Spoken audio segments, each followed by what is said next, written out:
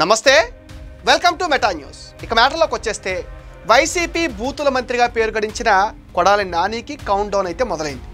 గత 5 ఏళ్లు అధికారాన్ని అడ్డం పెట్టుకుని ఇష్టం వచ్చినట్టుగా రెచ్చిపోయిన కొడాలి అనారోగ్య కారణాలతో ఇంతకాలం అరెస్ట్ నుంచి తప్పించుకున్నాడు. కానీ ఇకపై తప్పించుకునే పరిస్థితులు అసలు కనిపించడం లేదు. చేసిన పాపాలకు శిక్ష అనుభవించక తప్పని పరిస్థితులు కూడా కనిపిస్తున్నాయి. కొడాలి నాని అరెస్టు ఎంతో దూరంలో లేదని ఒక ప్రచారం జరుగుతుంది.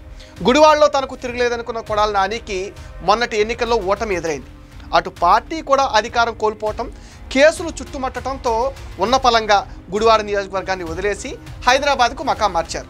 అధికారంలో ఉన్న 5 ఏళ్ల కాలంలో కొడాలి నాని చేసిన నిర్వాకాలు వల్లభనేని వంశీకి చట్టపరమైన ట్రీట్మెంట్ కన్నా 2 ఎక్కువగా అనుభవించాల్సి ఉంది. కూటమి ప్రభుత్వం అధికారంలోకి వచ్చిన తర్వాత మొట్టమొదటిగా కొడాలి నాని కేసులపైనే పెద్ద చర్చ జరిగింది. కానీ కోర్టును ఆశ్రయించి కొడాలి నాని ఆ తర్వాత ఆరోగ్య సమస్యలతో హైదరాబాద్కు పరిమితమయ్యారు. హార్ట్ ఆపరేషన్ పేరుతో హైదరాబాద్లో ఉండిపోయారు. ఇప్పుడు గుండెకి ప్యాడ్లు కట్టుకుని బయట కనిపిస్తున్నారు. పలు కేసుల విషయంలో కోర్టు కండిషన్ల మేరకు పోలీస్ స్టేషన్కు వెళ్ళి సంతకాలు చేస్తున్నారు. గుడివాడకు వచ్చిన సమయంలో పార్టీ నేతలను కలుస్తున్నారు. చాలా రోజులు జైల్లో ఉన్న వల్లభనేని వంశీని విడుదల తర్వాత వెళ్ళి కలిశారు. ప్రస్తుతం గుండె ఆపరేషన్ నుంచి కోలుకుంటున్నట్టుగా స్పష్టం కావడంతో కొడాలిపై ఉన్న కేసులు ఒక్కొక్కటిగా బయటకు వస్తున్నాయి. తాజాగా కొడాలి నానికి ఊహించని షాక్ తగిలింది. ఆయన పైన మరో కేసు నమోదైంది.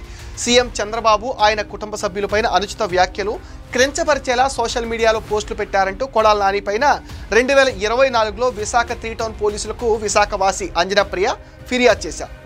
ఈ క్రమంలో కొడాలి నాని పైన పలు సెక్షన్ల కింద కేసు కూడా నమోదు చేశారు.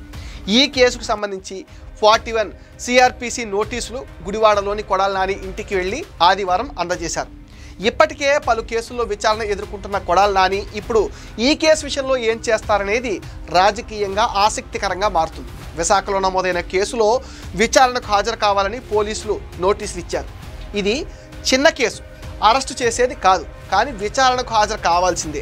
గుడివాడలో రావి వెంకటేశ్వరరావు వస్త్ర దుకాణంపై దాడి కేసు, గుడివాడలోని వార్డు వాలంటీర్లను బలవంతంగా రాజీనామా చేయించిన కేసు వంటివి ఉన్నాయి. అయితే చాలా కేసుల్లో ముందస్తు బెయిల్ వచ్చాయి. కానీ అసలు గుడివాడలో చేసిన అరాచకాలు, దోపిడీపై ఇప్పటికే విచారణ పూర్తయ్యాయి. వాటి నివేదికలు కూడా రెడీగా ఉన్నాయి. ఆ కేసులు ఇంకా పెట్టలేదు. ఆరోగ్యం బాగోలేదని చెప్పి తప్పించుకోవాలనుకున్న ఆయనను మాత్రం ఎట్టి పరిస్థితుల్లో వదిలిపెట్టే ప్రసక్తే లేదంటున్నారు తెలుగు తమ్ముళ్ళు. అధికారంలో ఉన్న 5 ఏళ్ల పాటు అటు అసెంబ్లీ సమావేశాల్లో, ఇటు మీడియా సమావేశాల్లోనూ అండ్ టీవీ ఇంటర్వ్యూల్లో కూడా కొడాలి నాని చేసిన వ్యాఖ్యలను తెలుగుదేశం పార్టీ నేతలు అస్సలు మర్చిపోలేకపోతున్నారు. ఆయనను అరెస్టు చేయాల్సిందే అంటున్నారు తెలుగు తమ్ముళ్ళు. ఆ విషయంపైనే అధిష్టానం పైన కూడా ఒత్తిడి పెంచుతున్నారు. ఇప్పటికే కొడాలి నాని అనుచరులు కొందరు అరెస్ట్ అయిపోయారు. తర్వాత వంతు కొడాలి నానిదే అని కూడా అంటున్నారు. గుడివాడను చాలా కాలంగా సొంత సామ్రాజ్యంగా చేసుకుని దోపిడీలకు పాల్పడుతున్నారు కొడాలి నాని అండ్ గ్యాంగ్.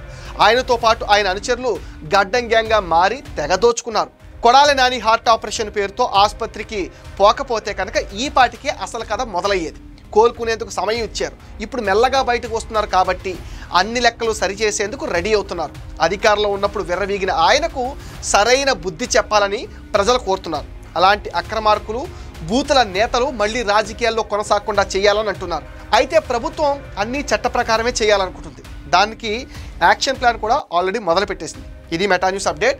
ఈ వీడియో పైన మీ విలువైన ఒపీనియన్ని కామెంట్ సెక్షన్లో పోస్ట్ చేయండి. మీరు ఇచ్చే కామెంట్స్తో మరిన్ని ఇంట్రెస్టింగ్ వీడియోస్ మీకు అందిస్తాం. అండ్ మీరేం చేయాలో మీకు తెలుసుగా. ఈ వీడియోస్ని లైక్ చేయండి, షేర్ చేయండి, మెటా న్యూస్ని సపోర్ట్ చేయండి, సబ్స్క్రైబ్ చేసేయండి.